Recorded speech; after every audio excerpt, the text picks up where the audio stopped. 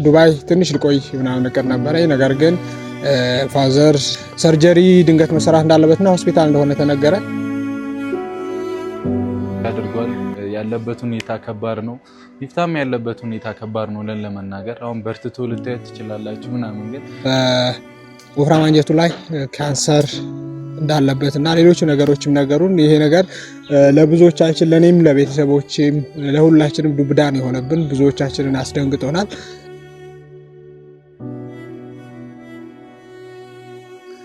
አሰላሙ አለይኩም ወራህመቱላሂ ወበረካቱ። የተከበራችሁ የሚፍታህ ዩቲዩብ ቻናል ተከታታዮች ቤተሰቦች እንዴት ናችሁልኝ? ሁሉ ሰላም፣ ሁሉ ተማም።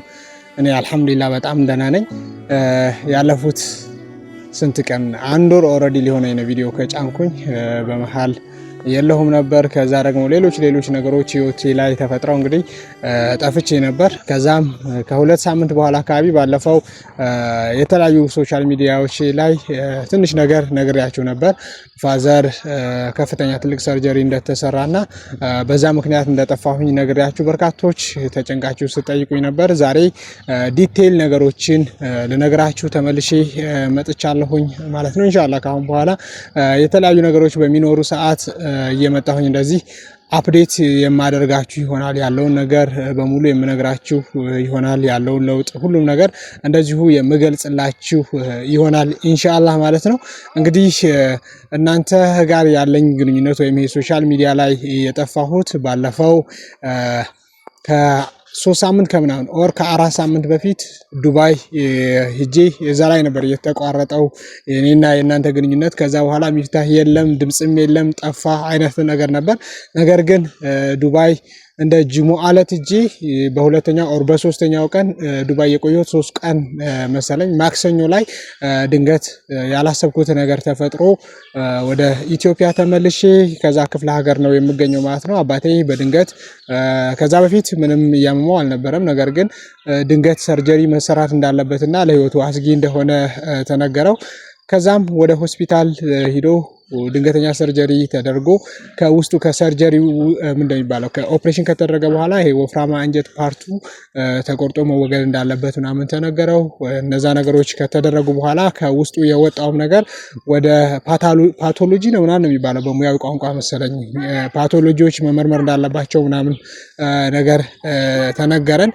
ከዛም ፋዘር አሁን ላይ በጎን በኩል ነው የሚጸዳዳው። ሰርጀሪ ላይ ከደረቱ እስከታች እስከምብርቱ ነው በጣም ትልቅ ሰርጀሪ ነው የተሰራው። እንደዛ አይነት ነገር ተደረገ። ከዛ በፓቶሎጂዎቹም ላቦራቶሪ ከውስጥ የወጣው ነገር ቼክ ባደረጉ ሰዓት ወፍራም አንጀቱ ላይ ካንሰር እንዳለበትና ሌሎች ነገሮችም ነገሩን። ይሄ ነገር ለብዙዎቻችን ለኔም ለቤተሰቦችም ለሁላችንም ዱብዳን የሆነብን ብዙዎቻችንን አስደንግጦናል። በተቻለ መጠን ለመረጋጋት ሞክሬ ነው አሁን እያወራኋችሁ ያለሁት። ምክንያቱም ያለፉትን 3 ሳምንታት በጣም በከባድ ሲቹዌሽን ውስጥ ነበር ያለሁት። ዞሮ እሺ አሁንም ትንሽ ነው ለመረጋጋት ልሞክር። በመሃል ላይ ጓደኞቼ ያስተላለፉት መልእክት ቪዲዮ አለ። እሱን መልእክት እኔም እናንተም አብረን እንመልከተውና ተመልሼ ደግሞ ዲቴይል ያለውን ነገር አሁን ያለበት ሕክምና እንዴት ነው ምናምን የሚለውን እነግራችኋለሁ። አብራችሁ ነው። ሰላም እንዴት ናችሁ? ድና የተከበራችሁ የጨረቃ ፋሚሊዎች በሙላ እኛ ያለን ፈጣሪ ይመስገን። እንግዲህ ዛሬ እናንተን በአንድ ነገር ላስቸግራችሁ ነው የመጣሁት።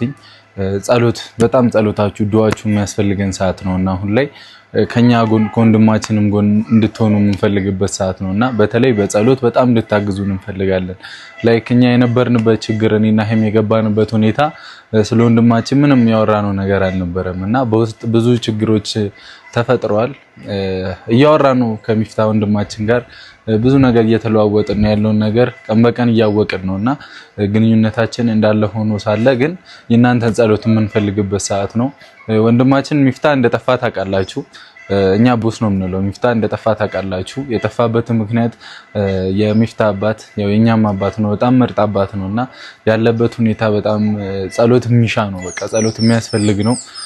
ታሞብናል አባታችን እና እባካችሁን በጸሎታችሁ አስቡን። ወንድማችንም እንግዲህ እኛም ከጎንነን ታውቃለህ፣ ሁላችንም ከጎንነን። በየትኛውም መንገድ በየትኛውም ነገር የሚያስጨንቅ ነገር እንዲኖር አንፈልግም። ፈጣሪ ያለው ነው የሚሆነው። ይሄን እንድታስብ ፈልጋለሁ። ፈጣሪ ያመጣውን አሚን ብሎ መቀበል ነው። መጨነቁም ማማረሩ ምንም ጥቅም አለው ብዬ አላስብም። በዚህ ሰዓት ላይ መፍትሄዎች ላይ እና ጸሎት ነው ትልቁ መፍትሄ እና ሁላችሁም የጨረቃ ፋሚሊዎች ለወንድማችን ሚፍታ እንድትጸልዩለት አባቱ ሰላም እንዲሆን ጸሎት እንድታረጉ እንፈልጋለን። ሰርጀሪ አድርጓል። ያለበት ሁኔታ ከባድ ነው። ሚፍታም ያለበት ሁኔታ ከባድ ነው ለመናገር። አሁን በርትቶ ልታዩት ትችላላችሁ ምናምን፣ ግን ያለበት ሁኔታ ከባድ ነው። ያው አባት ታሞ ማየት ራሱ ማይሆን ስሜት ነው የሚሰጠውና ብቻ የቻለውን በሙሉ እየሞከረ ነው፣ እየጣረ ነው። እናንተም እባካችሁን በጸሎት አግዙት እንዳላችሁለት። በቃ ከጎንነን እህት እንደ ወንድም ከጎኑ እንደሆናችሁ ብቻ መልእክታችሁ እንድታስቀምጡለት ስለምፈልግ ነው ዛሬ የመጣሁት። ወንድም የሚፍታ ፈጣሪ ያውቃል። አንተም ጥሩ ሰሆነ ጸሎት እያደረክ ነው። እግዚአብሔር ያለው ነው የሚሆነው ብዬሃለሁና የሚፈጠረው ነገር ሁሉ ለበጎ ነው። ማድረግ የምንችለውን በሙሉ እናደርጋለን። ፋዘርም እንግዲህ ፈጣሪ ማሮት፣ ያው እርሶ ብርቱ ሰው ጎበዝ ኖት፣ እናውቀዋለን እና እርሶ ያለፉበትን ነገርና አሁን ያለበት ሁኔታ በጣም ይከብዳል። እውነት ለመናገር በቪዲዮ ኮል ምናምን ሳወራው እኛን ለማጫወት እኛን ለማዝናናት እንዳንጨነቅ ለማድረግ እየሞከረ ነበር። በተለይ ሚፍታ እንዳይጨነቅ ምናምን እየሞከረ ነው እና በጣም ደስ የሚሉ ሰው ነው። እግዚአብሔርን ያለበት ሁኔታ እኔ በሆን ሊከብደኝ የሚችል ሁኔታ ነው አላ። ግን እንደ ወንድ በቃ ህመሙን ዋጥ አድርጎ ልጆቹ ያሉበት ልጆቹ እንዳያዝኑ እንዳይከፉ ምናምን የሚያደርግበት መንገድ በጣም የሚገርም ነው እና ተሽሎም እዚህ ቤት ላይ ተገናኝተን ጥሩ ጊዜ እንደምናሳልፍም ተስፋ አደርጋለሁ። ይሆናልም ፈጣሪ ያውቃል። ሁሉም ነገር የሚሳካ ይሆናል። ያለህበት ሁኔታ ለበጎ ነው። ሚፍታም አሁን ያለህበት ሁኔታ ፈጣሪ ሊያስተምርህም በብዙ ነገር ሊፈትንህም ሊሆን የሚችልበት ታይም ነው። በተለይ እኔ እናንተ በመናቀው ብዙ ነገሮች አሉ በውስጥና ከሱ ጋር የምናወራቸውና አሁን ላይ ተስፋ እንድትቆርጥ የምፈልግበት ታይም አይደለም። እኔም አንተን እያየው የምበረታ ልጅ ነኝ። አንተም እንደዛው እኔን እያየ እንድትበረታልኝ እፈልጋለሁ።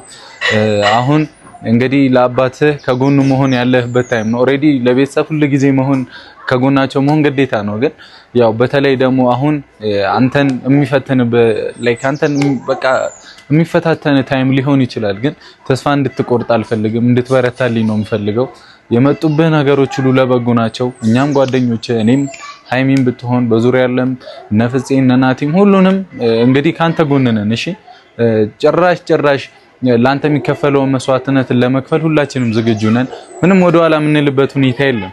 ስለዚህ ፈጣሪም አባታችንን ይማርልን። በዋነኝነት የምፈልገው የሁላችሁም ዱዓና ጸሎት ያስፈልገናል።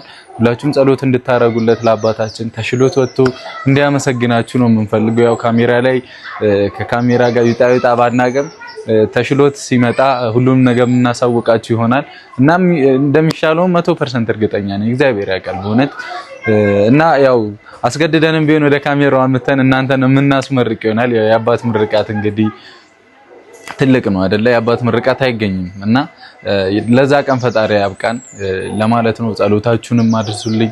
ሁላችሁም በየሃይማኖታችሁ ዱዓችሁን ጸሎታችሁን አድርሱልን። አባታችን አሁን ያለበት ሁኔታ ትንሽ ህመም ላይ ነውና እንግዲህ እሱም ብዙ ሰው በውስጥ እየጠየቀው ነበር። እኔም ጋር ጥያቄዎች ይመጡ ነበር፣ ግን መመለስ ለቻልኩት መልሻለሁኝና እሱም ሞቶ መናገር የነበረበትን በጽሁፍ አስቀምጦ ነበር። አባቴ እንዲታሙብኝ ነው ምናምን ብሎ ነበርና እንግዲህ ለሁላችሁም ለማሳወቅ ማክል ነው። ሚፍታ ወንድማችን ከኛም ጋር ይጣላ ምናምን የመሰላችሁ ሰዎች አላችሁ። ተጣልቶ አይደለም ተቀራርነንም አይደለም። እንግዲህ የነበርንበት ሁኔታ እኔም የነበርኩበት ሁኔታና እሱም ያለበት ሁኔታ ነው። ላይ ከዚህ ስመጣም አልነበረም ሚፍታ አልነበረም እና እያወራን ነበር የነበረበት ሁኔታ ምናምን።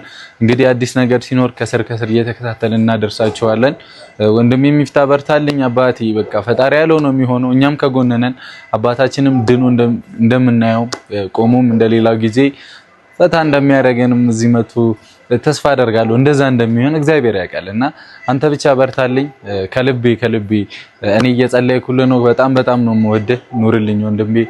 አመሰግናለሁ። ብቻ የጨረቃ ፋሚሊ ጸሎታችሁን እንዳይለይ፣ ሁሌ በጸሎታችሁ አስቡት። ሁሌ ማለት ነው። ያው የቤተሰብ ነገር ከባድ ነው ታውቃላችሁና በትንሹ እንኳን ላይክ ሲያስሉ ምናምን ብቻ የሆነ ነገር ወገቤ ምናምን እንሰማለን እናትና አባት ጋርና እንደዛ እንኳን ይጨንቀናል አይደለም ታሙልና ይቅርናና ላይክ የቤተሰብ ነገር የሁሉም ሰው ኃላፊነት ነው እና ሁላችንም ላይክ እንዴት ነው የሁሉም እናቴ ናት እላል ነበረ ላይክ ይሰማቸዋል ስሜቱ ይገባቸዋል። አሁን ሚፍታ ያለበት ሁኔታ ከባድ ነው እና አሁን እንደዚህ አውጥቼ ወርቼ እንዲሳወራ ምናምን ሊቀል ይችላል፣ ግን ያለበት ሁኔታ በጣም ከባድ ነው። እግዚአብሔርን ብቻ በርታልኝ አባቴ። እናንተም ታውቁታላችሁ ቤተሰባችሁ የሆነ ነገር ሲሆን ምን አይነት ስሜት ውስጥ እንደምንገባ ለበጎ ነው ብለን ብቻ ጸሎት እናድርግ።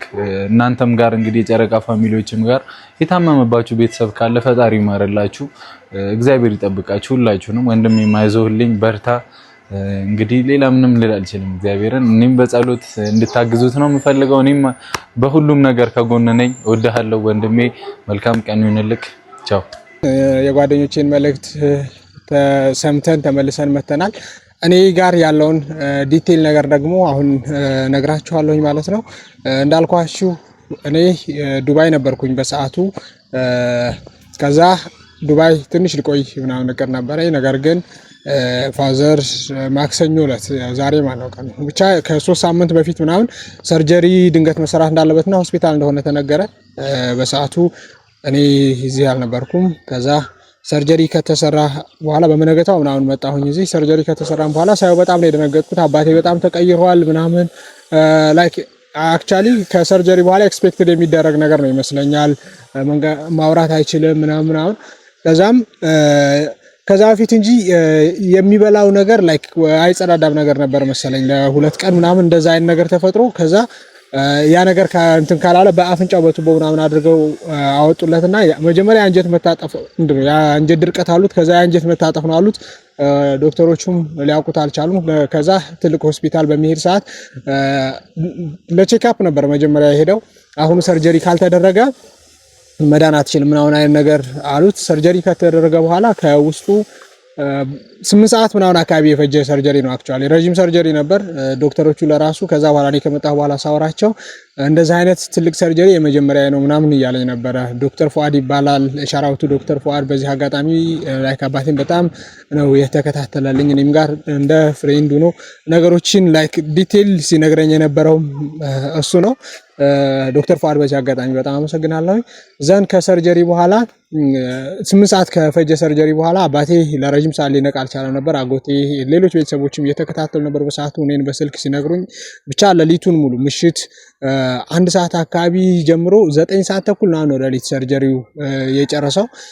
ከዛም ለረጅም ሰዓት ሊነቃ አልቻለም። በመነገታው እኔ እዚህ መጣሁኝ።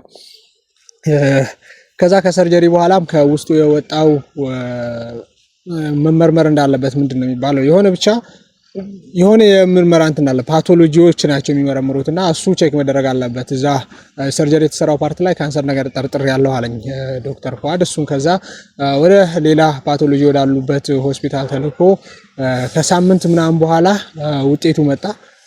ውጤቱ በመጣ ሰዓትም የተቆረጠው ፓርት ላይ ካንሰር እንደሚያሳይና እሱ ስፕሪድ ሆኗል አልሆነም የሚለውን ግን መከታተል እንዳለብን እንደገና ሲቲ ስካን ምናምን ተነስቶ ያ ነገር ወደ ካንሰር እንትን ብሎ ከሆነ ኬሞቴራፒ የሚባል ነገር መጀመር እንዳለበት ምናምን ብቻ ዲቴይል ስለዚህ ነገር በዚህ አጋጣሚ በሕክምና ላይ የምትሰሩ ዶክተሮች ምናምን ካላችሁ ሰፖርት ብታደርጉኝ በዚህ ዙሪያ ላይክ እንደዚህ ቢደረግ እንደዚህ ብላችሁ ብትነግሩኝ ደስ ይለኛል።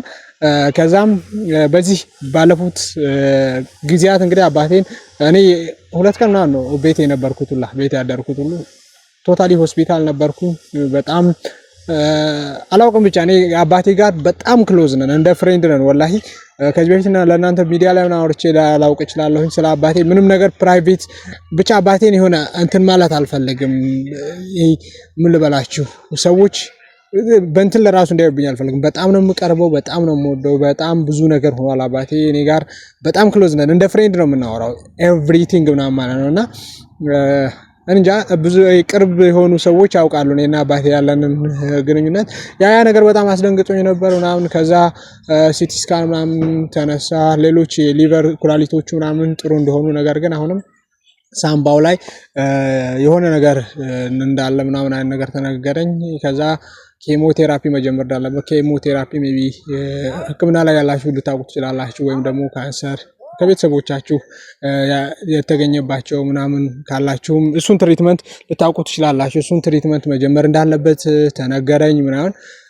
እንግዲህ ዌል ብዬ አልሐምዱሊላህ ብዬ ተቀብዬ ነው የምገኘው። ከዛ በተጨማሪ ደግሞ ዶክተር ፉአድ ፋዘርን ሰርጀሪ የሰራልኝ በዛ አጋጣሚ በጣም ሜንሽን ያደርኩ ያለው ስሙ በጣም ምርጥ ሰው ነው። ወጣት ነው በጣም ከኔ ጋር በቃ ልክ እንደ ብራዘር እንደ ወንድም ምናምን ነው ነገራቶችን ዲቴል የሚነግረኝ ምናምን። በዚህ አጋጣሚ ሻራውት በድጋሚ በጣም አመሰግናለሁ። እውነት ዶክተር ፉአድ ከአላህ በመቀጠል በቃ አባቴ እስካሁን ለራሱ በስትንፋስ በህይወት እንዲቀጥል ትልቅ አስተዋጽኦ ያደረገልኝ ዶክተር ፉአድ ነው። በዚህ አጋጣሚ በጣም ሌሎችም የጤና ባለሙያዎች አላችሁ፣ ነርሶች፣ እነ ፎዚ ሌሎችም አላችሁ። ሁላችሁንም በጣም አመሰግናለሁኝ።